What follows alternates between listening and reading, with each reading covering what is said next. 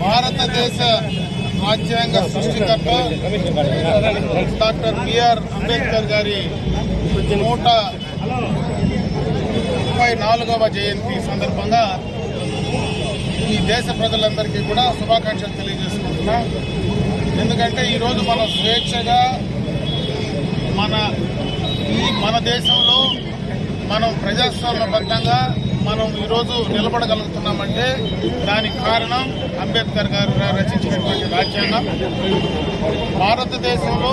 రకరకాలైనటువంటి మిళితమైనటువంటి సంస్కృతి సాంప్రదాయాలు ఉన్న రకరకాలైనటువంటి నైసర్గిక పరిస్థితులు అందరినీ కూడా ఏకతాటిపైకి తెచ్చేటువంటి ఒక రాజ్యాంగాన్ని రచించి ఈరోజు మన భావి తరాలకు అంటే దాదాపు 134 సంవత్సరాలైన పుట్టి ఈరోజు మనకు ఈ కుటుంబం మీదకి వచ్చినటువంటి సందర్భంలో మరి ఈరోజు ఇంత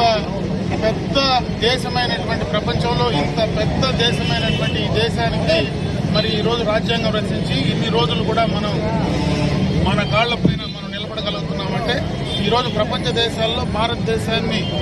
నిన్నుగా నిలబెట్టగలుగుతున్నామంటే దానికి మనకు డాక్టర్ బిఆర్ అంబేద్కర్ గారు ఇచ్చినటువంటి స్ఫూర్తి, ఆయన ఇచ్చినటువంటి రాజ్యాంగం ద్వారానే కూడా మనం ఈరోజు అది చేసుకోగలిగాం. దీన్ని రాబోయే భావితరాల వాళ్ళు కూడా దాన్ని ఆచరించాలా. మరి అదేవిధంగా ఆయన ఏ ఆశయాలు ఏవైతే ఉన్నాయో, ఏ ఆశయంతో అయితే ఈరోజు రాజ్యాంగాన్ని ఆయన రచించారో, ఏ ఆశయంతో అయితే ఈ దేశాన్ని ముందుకు తీసుకెళ్లాలని ఆయన ఆలోచించారు, ఆ యొక్క ఆశయాలను ముందుకు తీసుకెళ్లే విధంగా భవిష్యత్ తరాలు కూడా ఆయన ఆశయాలకు అనుగుణంగా నడవాలని చెప్పి నేను మనస్ఫూర్తిగా కూడా వాళ్ళు కోరుకుంటూ అందరికీ కూడా